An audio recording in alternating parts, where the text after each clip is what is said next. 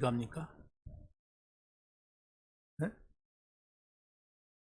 네? 어디 가요? 여자들 이발소를 가?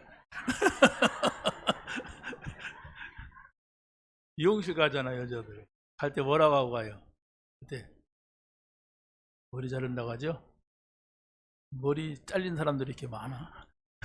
하는 귀신들만 모이거든. 머리 자르러 가는 게 아니고 머리카락을 자르러 가죠. 그죠? 머리카락 자르러 가면서 머리 자른다고 그래요. 이거 자르면 어떻게 돼요? 이게 머리예요, 이게.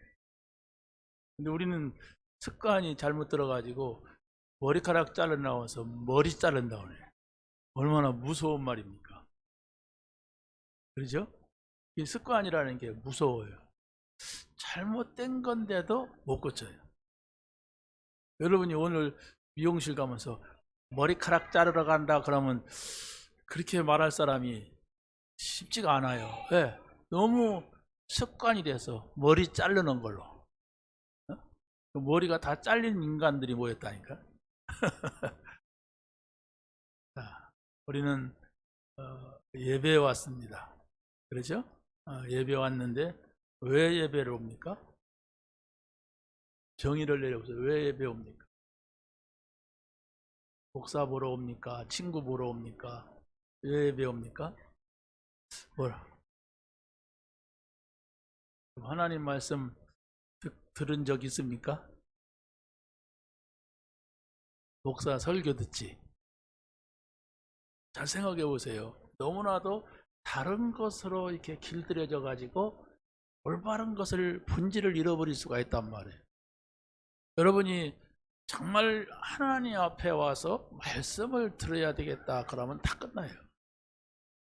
다 끝난다니까. 뭔 소리를 들었든지 아무것도 문제가 안 돼.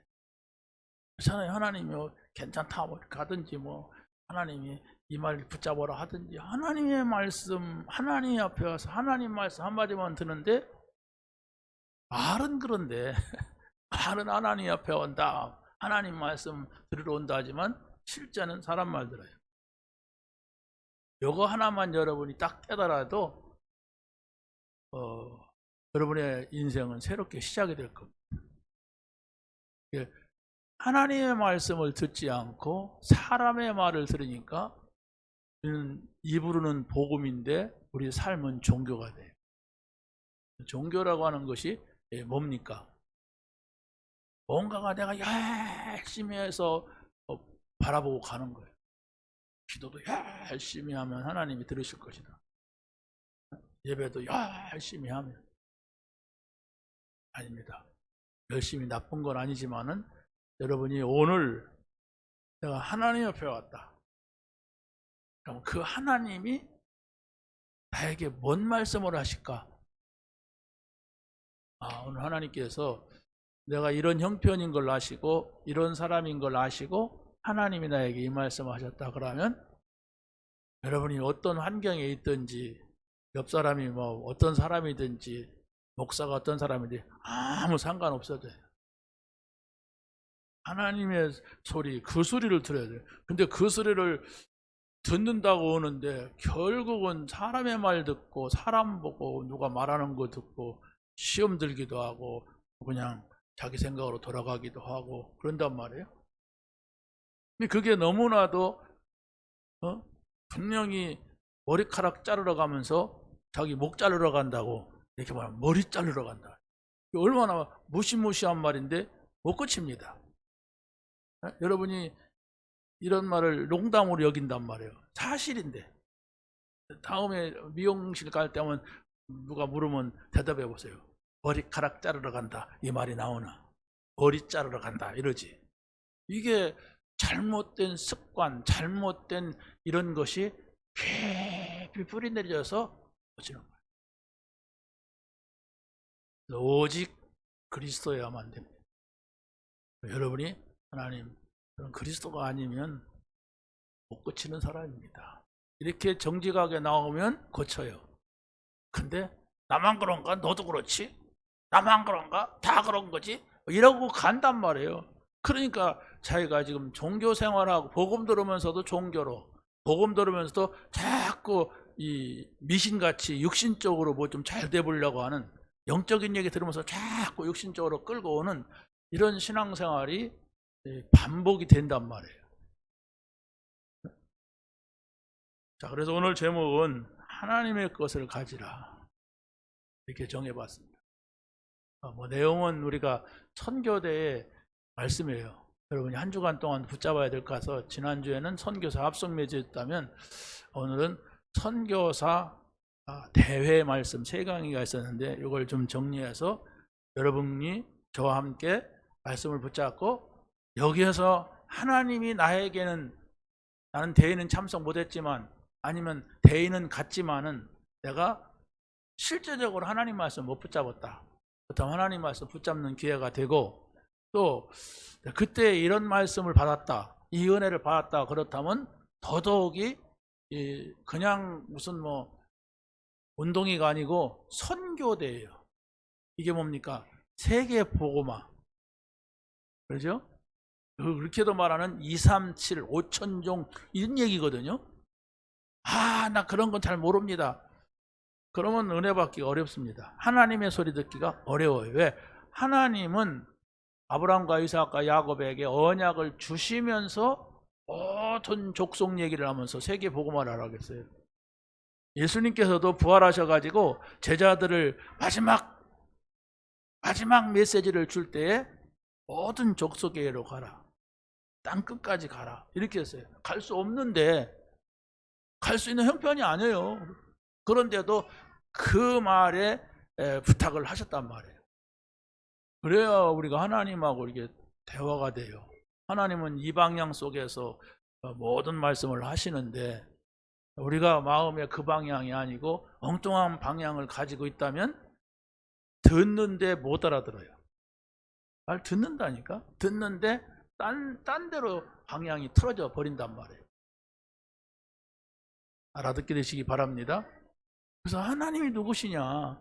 내가 하나님의 앞에 나왔지만은 하나님이 나에게는 말씀을 안 하신다, 이런 확신이 들어버리면 신앙생활이 불가능하죠. 어떻게 하는지도 몰라요. 평생 해놓고도, 평생 신앙생활 해놓고도 어떻게 해야 된단 말이냐 이런단 말이에요. 정말 하나님 앞에 나와서 하나님의 것을 가지면 되는데요.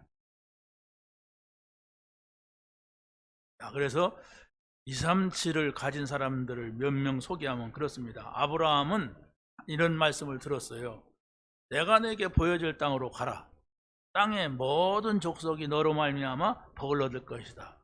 땅의 모든 족속이 너로 말미암아. 이게 아브라함이 깨달은 237이었어요. 아브라함이 깨달은 세계 복음화였단 말이에요. 내가 세계 복음화를 한다 못한다 이걸 떠나서 하나님이 우리를 향한 그 메시지가 뭐냐, 하나님이 우리에게 복음을 주셔서 우리를 구원하셨다면 그럼 그 다음에 우리에게 원하는 것이 뭐냐라고 했을 때는 237 5천 종족, 우리가 늘 쓰던 말로는 세계 복음화란 말이에요. 이런 속에서 예배하고, 이런 속에서 전도하고, 이런 속에서 여러분이 돈도 벌고, 이런 속에서 건강도 찾고 이래야 된단 말이에요. 이 하나님이 원하시는 궁극적인 거. 그렇지 않으면은 그 모든 걸 다 얻어도 자기 가는 길은 달라요.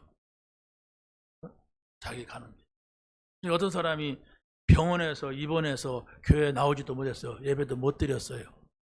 그래서 이제 막 교회에서 신방도 가고 막 그렇게 했죠. 이제 그러는데 어느 정도 지나니까 이 사람이 건강을 회복을 했어. 회복을 하고 이제 퇴원을 한대. 그러면 신방 갔던 사람들이 퇴원한대. 그러면 뭔 생각을 하겠어요? 이번 주일 날은 교회 오겠지. 그랬겠죠? 그런데 안 왔어. 왜 안 왔느냐? 그렇게 가고 싶었던 등산 간 거야. 나는 나가면 등산 가야지. 그랬단 말이에요. 등산 한번 가는 것이 뭐 크게 잘못됐다, 이거보다도 그 사람이 마음속에 원했던 겁니다. 그게 그 사람이란 말이에요. 여러분이 복음은 모든 것이 돼야 됩니다. 복음은 여러분에게 가장 좋은 것이 돼야 돼요. 내가 아마 좋은 거 더 많이 있는데 복음도 좋다, 그게 아닙니다. 가장 좋은 것이 돼야 돼요, 복음이. 그걸 발견하는 게 예배고, 그거 발견하는 게 정말로 성경이란 말입니다. 그래서 그렇게 사람들이 미치도록 좋다고 하는데 나는 그저 그렇단 말이에요. 복음을 몰라서 그래요. 몰라서 그렇단 말이에요. 복음은 모든 것입니다. 자, 그래서 요셉은 해와 달과 별 11별이 내게 절하더이다 하는 꿈을 꿨어요. 이게 바로 뭐냐? 이걸 가지고서 애굽 간 거예요. 그러니까 이 사람이 총리가 된 거예요. 꿈꿨다는 얘기가 아니잖아요. 하나님께서 요셉에게 보여준 세계 복음화를 봤단 말이에요. 그걸 가지고서 여러분이 뭐 세계를 가든 안 가든 오늘을 살아야만이 하나님하고 소통이 된단 말입니다. 모세는 여호와께 제사를 드리려 하오니 사흘길쯤 광야로 가도록 허락하소서 하라 하는 하나님의 말씀을 들었어요. 이걸 가지고서 바로 왕 앞에 서는 겁니다. 여러분은 내일이면 직장 가는 사람은 직장에 불신자들이 많은데 그 앞에 가서 서야 돼요. 왜 가느냐? 다 먹고 살기야 다 그런 거 아니야? 하나님의 사람은 그렇게 말하면 안 돼요. 나는 복음 받았기 때문에 이제 여기가 나의 현장인데 여기에 다 믿는 사람, 그렇잖아요. 거의 다 안 믿는 사람이 여러분 주변에 있잖아요. 그리고 믿어도 그냥 사는 거야. 그냥 먹고 살기 위해서 그 자리에 있는 사람들입니다. 전도 그렇게 중요하지 않아요. 이만큼 나오는데 뭐 우리가 전도할 필요가 뭐 있냐, 이런 목사도 있어요. 그러나 우리는 정말로 이 복음을 받은 사람이라면 내가 가는 곳에 이 복음 듣지 못한 사람이 복음 듣게 하는 거. 그래서 내가 여기 있다. 근데 하나님이 돈을 벌게 하신다. 감사하죠. 그렇지 않습니까? 감사하잖아요. 나는 돈이 안 벌려도 일을 하면서 전도해야 되는데 돈도 벌게 하시니까. 그런 것이지, 여러분이 그 우선순위가 바뀌고 여러분의 마음이 전도와 복음 속에 있어야 하나님하고 얘기가 되는 거예요. 사무엘이나 다윗도 마찬가지였습니다. 사무엘과 다윗은 늘 블레셋이라는 나라가 와서 이스라엘을 괴롭힌다는 걸 알았어요.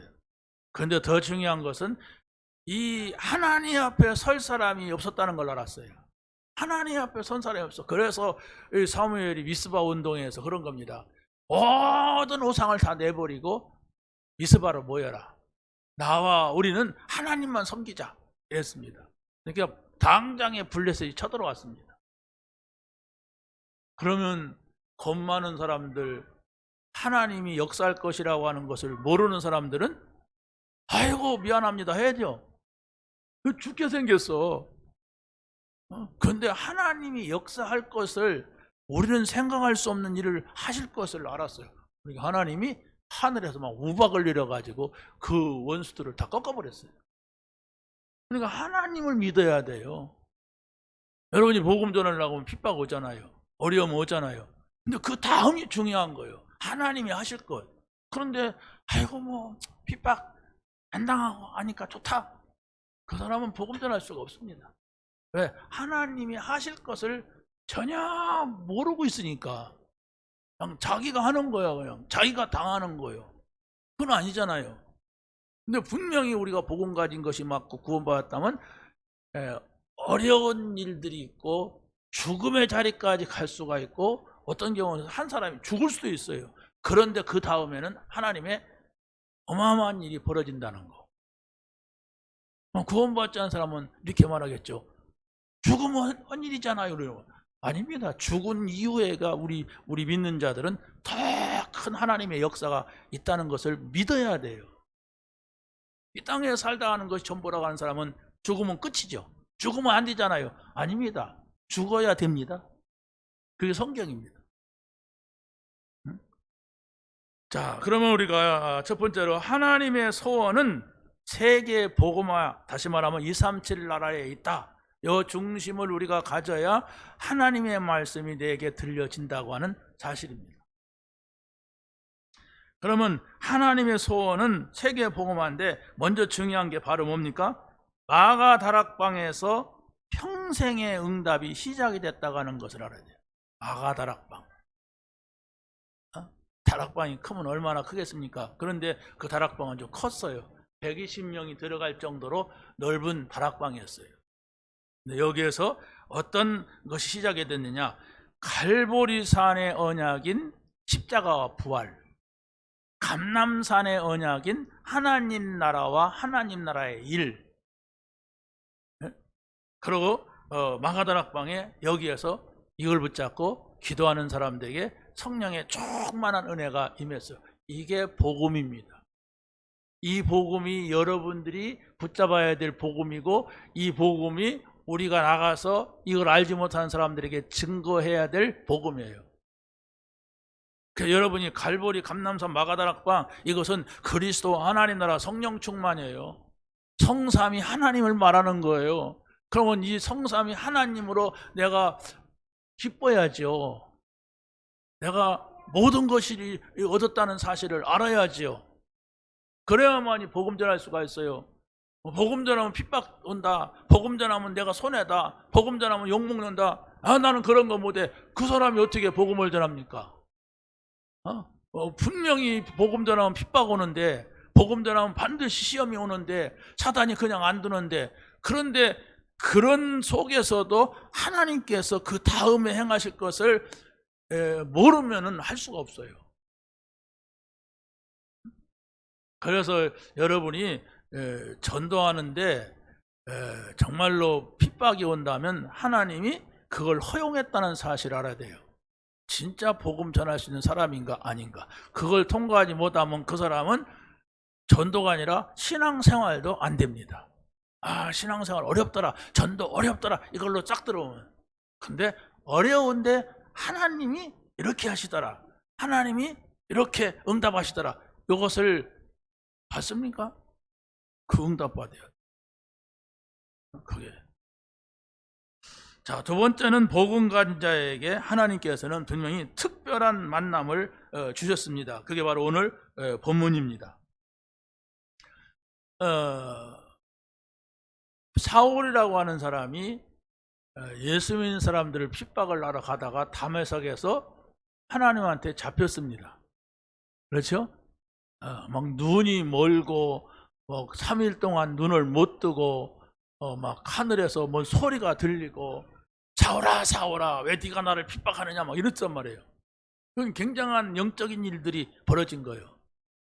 이 사울이라는 사람은 눈에 보이는 것에 아주 정확한 사람이고 많이 배웠고 이런 사람이에요. 그러니까 눈에 보이는 거 외에는 없는 거예요. 그동안 율법도 배우고 하나님 말씀을 들었지만 보이는 거 외에는 없어요, 이 사람은. 그런데 하나님께서 이 사람을 엎어버린 거예요. 그래가지고 누구한테 붙였어요? 아나니아라고 하는, 다메섹에서 지금 기도하고 있는 굉장히 중요한 중직자 아나니아에게 붙여서 이 사람이 탁 바뀌어지도록 했던 겁니다. 이런 만남이 어떻게 했느냐? 하나님이 아나니아에게 붙였단 말입니다. 사울을. 우리의 생애 속에서 정말로 복음 때문에 이런 사람 한 사람만 만나도 끝나는 거죠. 그렇죠?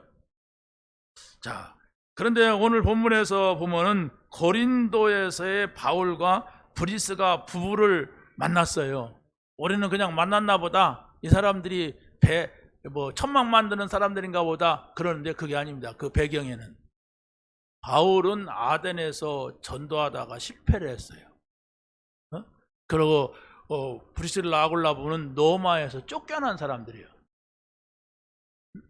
누가 보더라도 불행한 거잖아요. 누가 보더라도 실패했다고 하는 거죠. 여러분 전도했는데 실패했어.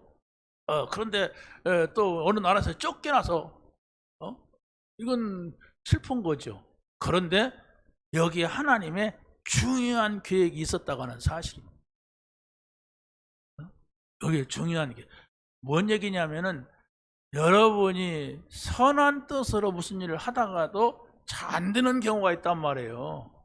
근데 거기에서 내 생각대로 안 됐다고 낙심하면 그 이상을 못 봐요. 거기에 안 되어지는 하나님의 중요한 계획이 있다는 것을 볼 수 있어야 그 다음이 된단 말이에요. 그 다음. 아덴에서 복음을 전하려고 했던 것은 내가 한번 철학자들이 모이는 그 도시이기 때문에 멋지게 내가 한번 이 복음을 전할 거이다는 자기 생각이었어요. 근데 하나님은 그걸 허용하지 않았어요.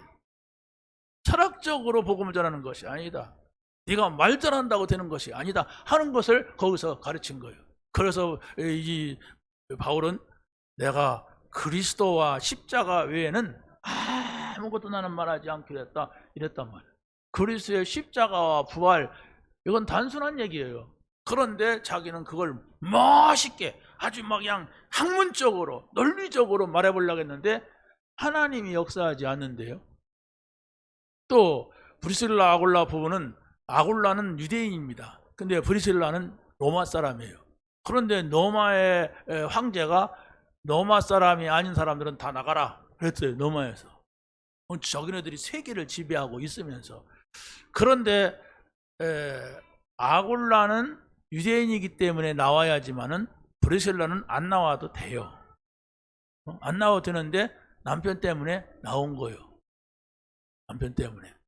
그런데 하나님께서는 이 바울이라고 하는 사람을 고린도에서 만나게 해줄 줄 꿈에도 몰랐죠. 그래서 이 두 사람들이, 이 세 사람이 이렇게 만났을 때에 거기에서 하나님께서 어마어마한 일을 벌리시는 거예요. 무슨 얘기입니까? 우리가 하고자 하는 일이 안 되고 실패된다 할지라도 낙심하지 말고 하나님께서 행하실 것을 보란 얘기입니다. 낙심해버리면 끝이 나는 거예요. 실망해버리면 이제 더 이상 의욕도 없어지는 거예요. 내 생각은 여기까지였는데 하나님께서 행하실 것은 과연 뭐냐? 이걸 찾아 들어가는 겁니다. 그래야만이 제대로 되는 거죠. 자, 그래서 세 번째는 사람들에게 오는 미래는 어떤 것인가를 우리가 알아야 됩니다. 복음 없는 사람의 미래, 복음 가진 자의 미래, 이것이 분명히 옵니다. 그렇지 않습니까? 내일이 나의 미래잖아요. 모레도 미래고 10년 후에도 미래고 20년 후에도 미래고 30년 후에도 미래예요. 앞으로 30년 후에 나는 그때까지 살아남겠다. 있겠죠. 지금 청년들 그러겠죠. 근데 청년들이 아니다. 나는 지금 나이가 한 50이 됐다. 그러면 30년 후에까지 산다는 것은 80살이에요. 그렇죠? 그러면 뭐 살 수 있겠죠.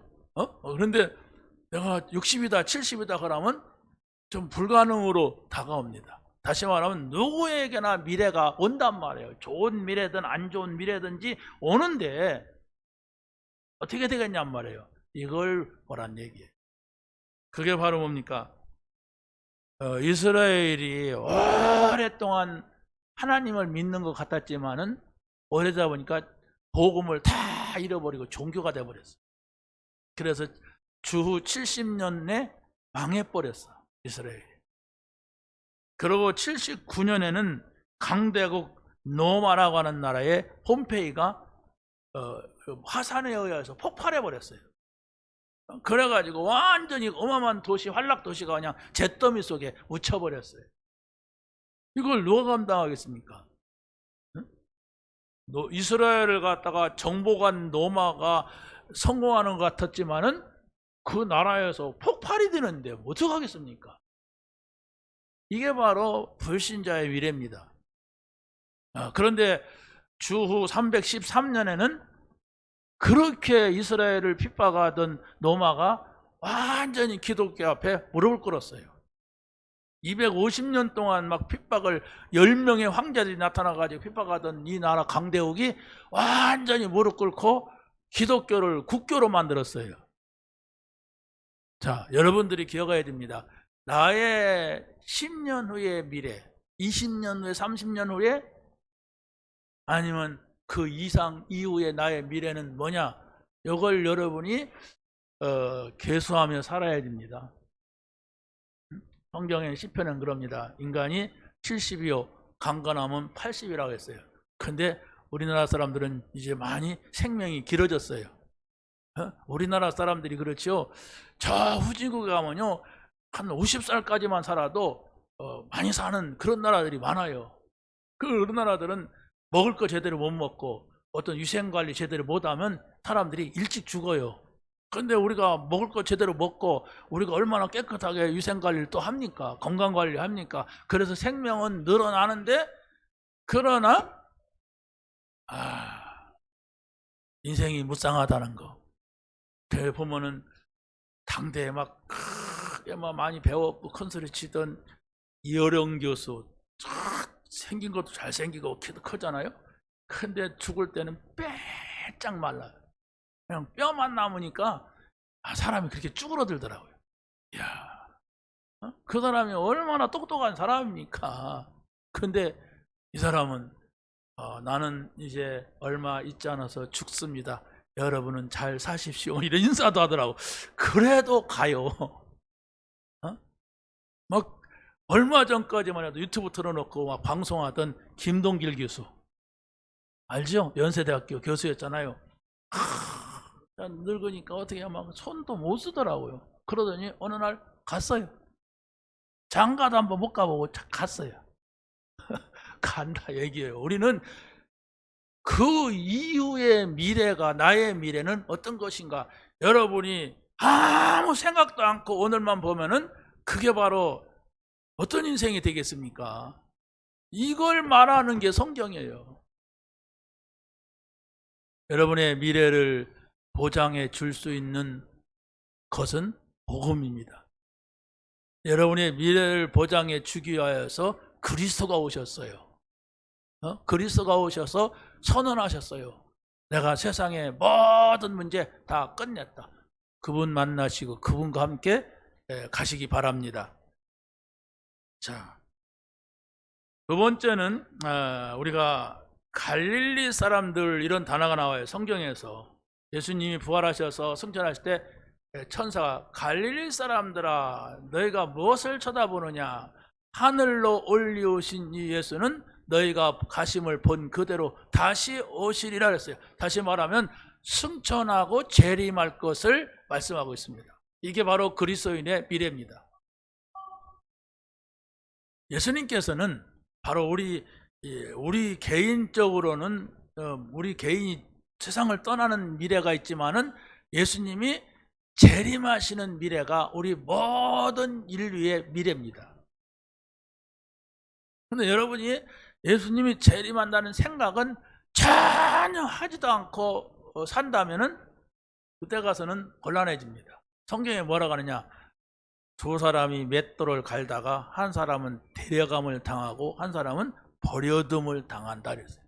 두 사람이 잠자다가 한 사람은 데려감을 당하고 한 사람은 버려둠을 당한다 이랬어요. 그때 가서 뭐 그런 거고 나는 오늘을 살아야 돼. 그러면 그때 가서 곤란해요. 왜? 우리의 신앙이라고 하는 게 그렇습니다. 예수님이 오셔서 십자가에서 죽으시고 부활해서 승천하셨는데 다시 오신다. 이게 부활신앙이에요. 예수님 오실 때에 죽었던 자는 다시 부활하고 살아있는 사람은 호련히 변화한다. 별로 뭐 재미도 없죠. 오늘을 살아야 되기 때문에. 그런데 성경은 그렇게 말하고 있습니다. 성경은 예수님이 재림하시는 그날이 있다고 하는 것을 말씀을 하고 있습니다. 자, 그래서 이런 사실을 믿고 전할 수 있는 사람이 누구냐 할 때에 대표적으로 베드로와 바울입니다. 베드로는 아주 바닷가에서 고기 잡고 살던 무식한 어부였습니다. 그런데 이 바울은 또 아주 유식한, 어디다 내놔도 끌리지 않는 최고의 학문을 가지고 있었던 이 사람이에요. 그런데 이 두 사람을 완전히 하나님께서는 뭐라고 했습니까? 땅에다 내려놓고 쓰셨어요. 베드로는 뭐 내려놓을 것도 없죠. 무식한 사람이니까. 그런데 이 사람은 아주 뭐랄까 막 용감했어요. 용감해가지고 예수님이 말하면 그냥 즉석에 대답하고 막 이러고, 그러다 보니까 막 성질도 급하고 막 실수도 많고 그랬어요. 그런데 중요한 것은 주는 그리스도시요 살아계신 하나님의 아들이십니다. 이 고백을 했단 말이에요. 바울은 아니라고 해서 그리스도 없다 이랬습니다. 그런데 그가 그리스도를 만났어요. 그렇게 고집스럽게 예수 믿는 사람들 그냥 예수 믿지 말아라 이런 게 아니야. 예수 믿는 사람들을 잡아 죽이려고 대제사장에게 공문을 받아가지고 표를 받아가지고 쫓아가서 어디 있든지 예수 믿는 사람 어디 있든지 나한테 얘기만 하라. 내가 가서 막 다 잡아 족칠 것이다 막 이러고 쫓아가다가 하나님께서 그를 완전히 땅에다 엎어버렸어요. 이래 가지고서 하나님께서 이들을 사용하셨다고 하는 거. 이런 사실들을 우리가 볼 수 있었는데, 그래서 우리가 두 번째는 하나님의 능력인 기도의 비밀, 이걸 우리가 찾아야 됩니다. 기도는 뭐냐? 성령이 역사하는 비밀입니다. 여러분이 복음 받았는데도 내가 힘이 없다, 기도의 비밀을 찾아내는 거예요. 다시 말하면 성령이 역사하는 속으로 들어가는 거예요. 여러분이 성령이 역사하는 속으로 들어가지 못하면 복음을 받았는데도 내가 순간 내 어떤 성격이나 내 어떤 습관이나 이런 것 때문에 사단한테 쓰임받는 경우도 많습니다. 왜? 영적인 세계가 있어요. 사단의 세계, 영적인 세계, 성령의 세계가 있단 말이에요. 그런 영의 세계가 있는데 내가 영의 세계가 있다는 사실을 한 번도 들었지만은 본 적은 없어. 나는 뭐 경험한 적이 없어. 그러면 나도 모른단 말이에요. 나도 모르게 그 사단이 역사하는데요. 그래서 바로 우리가 기도, 성령, 이 역사를 여러분들이 꼭 체험할 수 있게 되기를 바랍니다. 그러면 우리가 이 세 사람을 놓고 한번 기도가 과연 뭘까? 이 사람들의 기도 어떤 것인가 할 때에 요게벳이라고 하는 사람은 아들 모세를 낳았는데 죽게 생겼어요. 병들어 죽게 된 것이 아니라 바로 왕이 유대인들에게는, 히브리 사람들에게는 아들을 낳으면 죽이라는 명령을 내렸어요. 그래서 아들 낳으면은 저 나일강에 다 던져버려야 돼. 자, 엄마가 되었던 여러분들 한번 생각해 보세요. 아이가 아파서 죽게 됐으면 어떻습니까? 차라리 내가 죽고자 합니다. 엄마들은. 그러니까 뭐 어떤 아이가 죽으니까 그 할머니는 막 뭐라고 하냐면 내가 죽어야 되는데 네가 죽었다고 막 소리를 져. 그런다고 되는 건 아니잖아요. 내가 죽어야 하는데 내가 나이가 많았는데 내가 죽었는데 네가 죽었다고 막 이런단 말이에요. 자, 그런데 보세요. 이 요게벳이라는 사람이 거기에서 그런 슬픔 속에 사로잡힌 것이 아니라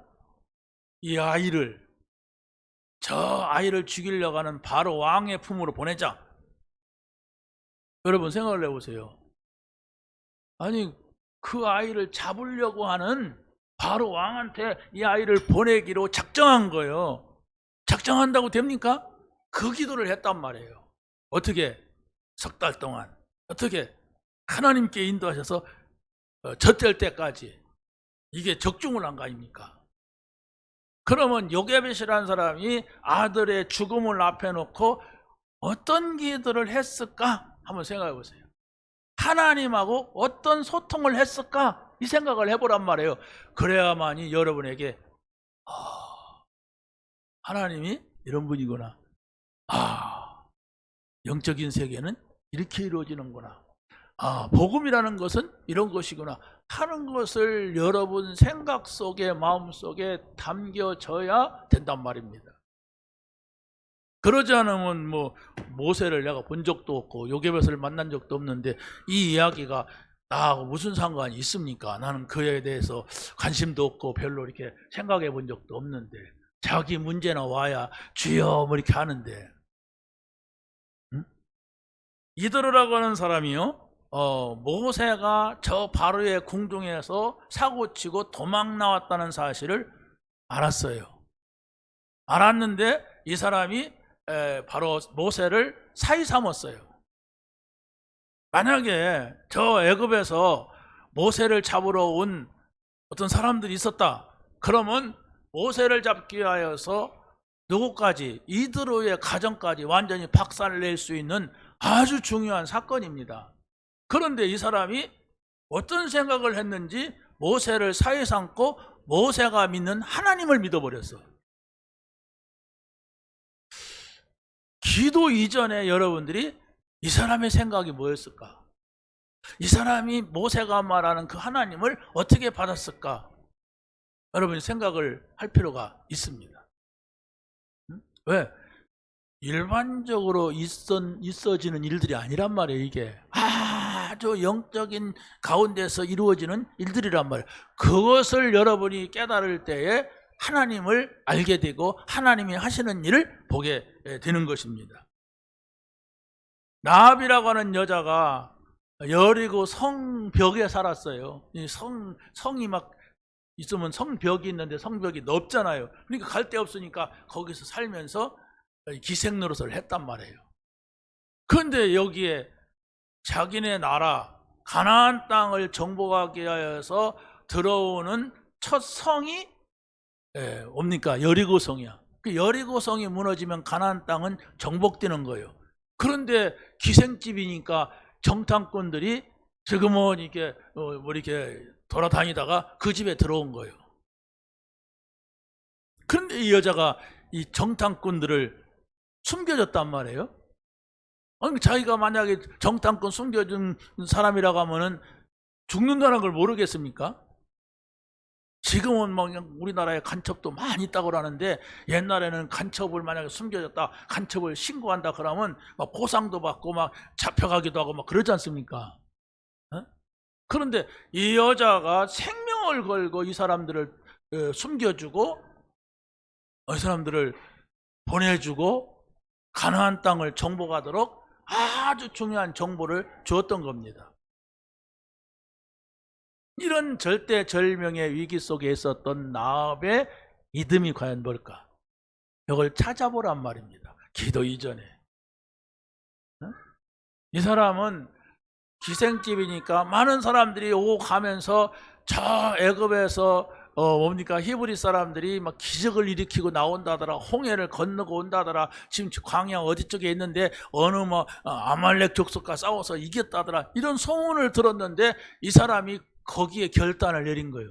소문 듣고 내가 사는 길이 뭐냐? 이건 이기적인 말이 아닙니다. 하나님을 믿느냐 안 믿느냐 그거예요. 내가 사는 길은 저들이 믿는 하나님을 내가 믿어야 되겠다. 이러고 있었는데 그 기회가 온 겁니다. 그 기회가 왔는데 그 사람들을 듣고 그 사람들의 얘기를 듣고 하나님을 믿게 된 거예요.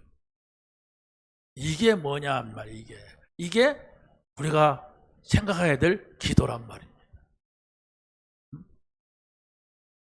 자, 그래서 여기에서 요게벳의 기도, 또 이도르의 기도, 라합의 기도를 우리가 생각하면서 기도의 비밀의 통로는 바로 전도자를 돕는 것이다. 이것을 여러분이 생각을 해야 됩니다.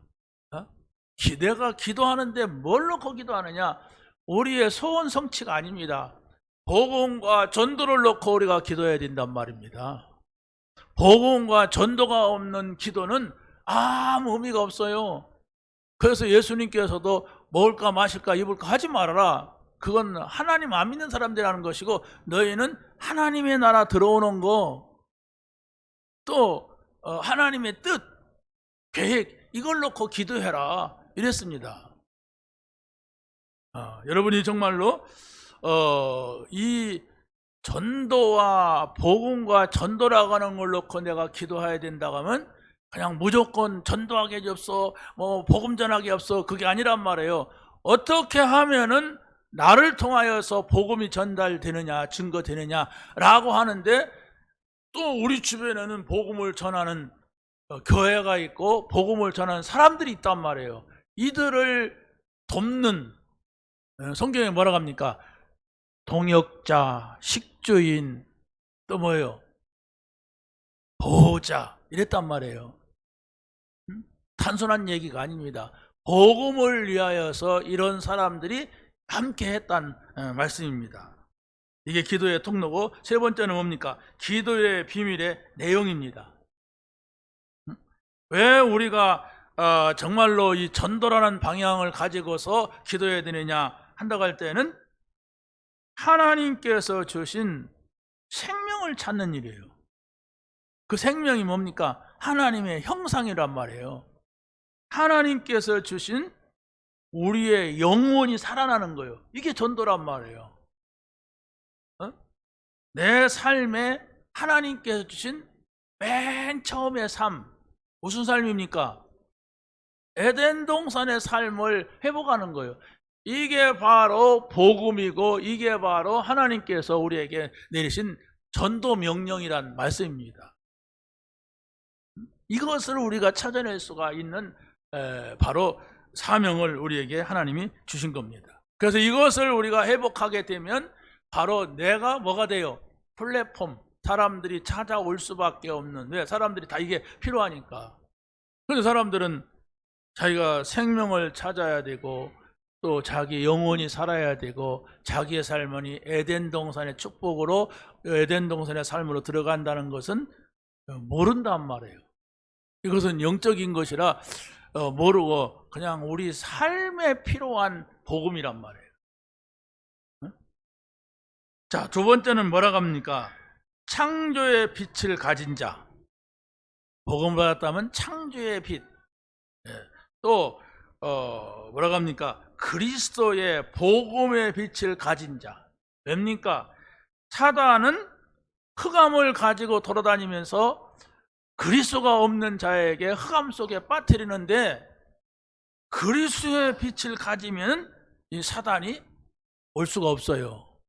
그 여러분의 삶에 왜 내 삶은 이런 게 있을까? 우리 가정에는 왜 이런 문제가 계속될까? 하는 것은 흑암입니다. 사단이 가져다 놓은 거예요. 그런데 내가 이 복음의 빛, 생명의 빛이 없으면 몰라요. 어둠이 찾아와도 모른단 말이에요. 눈을 감아보세요. 눈을 감으면 모르잖아요. 누가 왔는지. 여러분은 눈이 지금 시력을 안 잃었으니까 눈 감아도 불 켰구나 이런 거 압니다. 그런데 시력을 잃어버리면은 이 불 켰는지 안 켰는지 몰라요. 자, 그래서 바로 우리가 복음을 회복한다고 하는 것은 이 흑암을 알고 사단을 알게 되는 거예요. 저게 사단의 역사구나, 저게 흑암의 역사구나, 이걸 안단 말이에요. 누가 알아요? 저 불신자들까지 알게 되는 거예요. 그걸 가리켜 성경은 뭐라고 합니까? 파수망대라고 그래요. 파수꾼이 있는, 지키는 자가 있는 망대. 하나님께서는 여러분을 여러분 지역에 파수꾼으로 망대로 부르셨단 말입니다. 그러니까 여러분에게 이 복음의 빛, 창조의 빛, 그리스도의 빛이 없으면 그 지역에 자살을 하든 사람이 죽든 나하고는 상관없는 일이 된단 말이에요. 내가 거기서 지금 복음의 빛을 비춰야 되는데, 이걸 여러분이 알 때에 하나님께서 여러분에게 모든 빛을 보내는 겁니다. 그렇지 않습니까? 모든 관심이 여러분에게 향하는 거예요. 이런 사실들을 우리가 모르고 막 주시옵소서 막 이렇게 해주세요. 그게 종교란 말이에요. 아니, 자기가 지금 어둠 속에 있어. 복음이 뭔지 몰라. 자기가 지금 이 복음을 가지고 그 지역에 빛을 비춰줘야 되는 사람인 걸 모르고 조금 어렵다고 막 이렇게 해주세요, 저렇게 해주세요, 막 이거 주세요, 저거 주세요.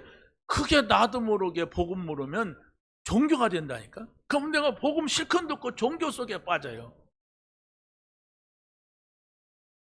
자, 세 번째는 뭐라고 합니까? 예수님께서 하늘과 땅의 모든 권세를 내게 주셨으니 그러므로 너희는 가서 모든 민족을 제자로 삼아 아버지와 아들과 성령의 이름으로 세례를 베풀고 그랬어요. 여기서 보세요. 하늘과 땅의 모든 권세를 예수님께 주셨는데 그 예수님을 내가 모시고 사는 것이 그 권세를 누리는 길입니다. 왜 우리에게 권세가 필요합니까? 사단의 권세가 쫙 깔려져 있기 때문에 그렇습니다. 세상 사람들 예수 잘 믿는 대통령 있어요? 지금 세계 속에? 예수 믿어도 그 표현 못해요. 표현하면 막 큰일 납니다. 대통령이, 우리나라 대통령이 미국 갔어요. 미국 갔는데 야당은 뭘 잘못하는가 이런으로 봐요. 좀 잘하고 왔으면 좋겠다는 것이 아니라 잘못하는 거 걸려봐라, 내가 막 그걸 붙잡고 늘어질 것이다, 막 이래요. 이게 세상이란 말입니다. 이게 세상이라고 하는 말 한마디로 사단이에요. 그게 뭐 어린애가 오니까 이게 화동이 오니까 안고서 이렇게 볼에다 뽀뽀했다니까 성추행했다 뭐 이러더라고요. 그 사람들은 가만히 있는데 우리나라 국회의원이 그런 짓을 하고 앉았어. 예. 자, 이게 세상이라니까? 이게 사단이란 말이에요. 어? 자, 그래서 우리는 모든 민족에 가서 아버지와 아들과 성령, 성삼위 하나님의 이름으로 세례를 베풀라, 구원을 베풀라, 하나님 나라 들어오게 하라, 이것입니다. 이 사명을 가진 사람이 나란 말이에요. 여러분이란 말입니다. 그게 바로 뭐요? 안테나 역할이야. 내가 하나님하고 통화하고 내가 저 현장 불신자들하고 통하는 이거. 이걸 여러분이 곰곰이 어렵다고 생각하지 마시고 많이 생각해 보세요. 어려워야 많이 이해하려고 생각을 합니다. 그게 복음이에요. 나 안 해. 이건 이제 여러분이 쉽게 지나가 버려. 나 교회 갔다 왔어. 갔다 왔는데 별거 없대. 이러면 이게 종교에 빠져. 왜 하나님이 나를 이 바쁜 시간에 교회 갔는데 왜 하나님이 나에게 아무 말씀도 안 하실까? 도대체 하나님이 왜 그럴까? 다 은혜 받은 것 같은데 왜 나한테는 아무 말씀도 안 하실까? 이게 복음이란 말이에요.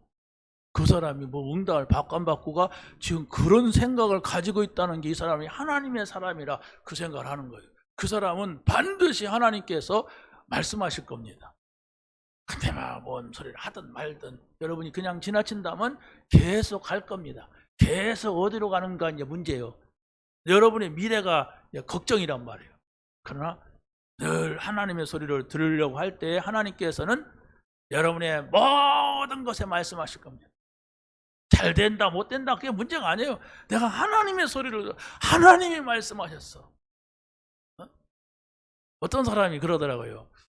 자기가 셋째로 태어났는데 막 상처가 많다 막 그랬는데 막 사춘기 때 막 삐뚤어졌을 때 그러니까 엄마가 얼마나 애간장이 높겠어. 그 딸을 데려가서 이렇게 막 같이 교회 가서 기도했대. 기도하는데 엄마가 막 손을 붙잡고 막 기도하면서 막 뭔 얘기를 하더래. 막 사랑하는 딸아 막 이러면서. 근데 거기서 얘가 생각을 확 바꿨다 가더라고. 그래. 좀 신비스러운 방법이야 그게. 너무 딸이 막 달아가니까 그 교회까지 끌려갔잖아요. 끌려갔는데 붙잡고 이렇게 했는데 이 딸이 그걸 마음을 싹 바꾼 거예요. 그 성령의 역사죠. 그래서 자기가 지금은 여자 목사가 됐더라고요. 그래서 그때 나는 그냥 당장에 내 생각을 바꿔버렸다고. 그게 얼마나 중요합니까? 자, 마지막입니다. 아마 깊이 설명을 못 드리고 하나님의 절대 미래는 후대를 우리가 남기는 겁니다. 후대를 남긴다고 하는 것은 내 자식을 남긴다는 얘기가 아닙니다. 복음 때문에 숨겨두신 이 복음을 받을 수 있는 남은 자, 나를 통하여서 복음을 받는 사람이 있다면 하나님께서는 그 사람을 남겨두신 거예요. 이걸 여러분이 기억하면서 두 번째는 바로 복음으로 후대를 키우는 자에게 모든 것을 주셨다고 하는 사실을 우리가 기억해야 됩니다. 여러분이 정말로 복음을 전하는 것도 중요하지만 복음 받은 사람을 한 사람을 내가 정말로 시간도 내야 되고 물질도 투자하면서 그 한 사람을 내가 도와줘야 되겠다. 이것은 구제가 아니에요. 구제가 아니고 내가 렘넌트를 키우는 아주 중요한 일입니다. 그런데 불신자들은 우리같이 이런 복음도 아닌데도 불쌍한 사람을 막 키워요. 어떤 막 장애인을 데려다가 막 자기 자식같이 막 키우는 사람도 있습니다. 그건 어디까지나 구제고 헌신입니다. 나쁜 건 아닙니다. 그러나 더 중요한 것은 미래가 보장되는 복음. 그렇죠? 영원한 하나님의 나라를 바라보게 하는 복음. 이 복음을 주란 말이에요. 그게 하나님이 우리에게 바라시는 겁니다. 마지막 세 번째는 복음으로 TCK를 돕는 자에게 확실한 미래가 있다고 하는 사실입니다. TCK라는 말은 제3의 문화권의 아이들을 말합니다. 제3의 문화권. 다시 말하면 대한민국에 와서 사는데 우리나라 사람이 아니야. 대한민국에 사는데 우리나라 사람이 아닌 아이들이 많이 있어요. 어느 학교에 가면 막 3분의 1이 막 그런 다민족 애들이 모이고, 요즘은 초등학교도 막 애들이 많지가 않으니까 한 반에 막 10명 또 막 20명 이 정도밖에 안 돼요. 그런데 거의 다 막 불신자가 아니고 다민족 애들이 있단 말이에요. 여기 이제 TCK인데 이런 아이들이 여러분 주변에 있을 수가 있어요. 초등학교가 있으면 거기에 있을 수가 있단 말이에요. 이런 아이들을 돕는 것이 하나님의 아주 중요한 관심이라고 하는 사실. 근데 여러분이 하나님하고 소통이 되는 가운데 그런 일을 하게 되면 우리가 좀 헌신도 할 수가 있고, 내가 정말로 이게 물질적으로도 헌금도 할 수가 있고 이런데, 그게 하나님하고 연결되지 않으면 자꾸 손해나는 기분이 들어요. 내가 뭐 돈도 손해나고 시간도 손해나고 짜증도 나고 그런단 말이에요. 그러면 그 일이 아무 가치가 없어요. 여러분이 복음을 준다고 하는 것은 한 사람의 영원한 세계를 바라보게 하는 겁니다. 맞습니까? 그걸 인정해야 돼요. 나는 그건 모르겠다 그러면 안 된단 말이에요. 하나님께서는 여러분에게 복음을 주셨어요. 아직 안 받은 분은 받아야 되겠지만, 복음 받은 것이 맞다면 이제 여러분이 직장을 다니든 사업을 하든 가정주부든 뭐하든 나는 전도자로 살아야 된다. 이것이 정해지지 않으면 그 사람은 복음이 아무 가치가 없는 사람입니다. 왜? 성경이 그랬어요. 성경이 초대교회 성도들은 전부가 다 제자 이렇게 말했어요. 왜? 복음 받으려면은 많은 핍박받지 않으면 못 받았어요. 복음 받으려면은 감옥을 갔어요. 복음 받으면 죽기까지 했어요. 그런데도 복음 받고 교회에 모였다고 하는 것은, 이것은 제자가 아니면 할 수가 없단 말이에요. 그래서 우리는 지금 뭐 그런 상황은 아니잖아요. 그런데도 여러분이 복음 받고 나는 전도자로 살아야 된다, 이 결단만 가지고 여러분이 복음을 전하든지 아니면 복음 받을 사람을 교회로 연결하든지 전도자에게 연결하든지, 이게 바로 우리의 인생이고 우리의 하나님께서 주신 사명이라고 하는 것, 이것을 여러분이 잊지 않고 살아간다면 큰 일이든 작은 일이든 하나님께서 보실 때 소중하고 하나님께서 모든 시선을 여러분에게 향하시고 응답하실 줄로 믿습니다. 네, 하나님 감사합니다. 오늘 주신 말씀 붙잡게 하시고 한 주간 동안 이 말씀을 아버지 누릴 수 있는, 응답받는 저희들이 되게 하여 주옵소서. 예수님의 이름으로 기도하옵나이다. 아멘. 찬송가 446장 우리 부르면서 준비한 헌금을 드리겠습니다.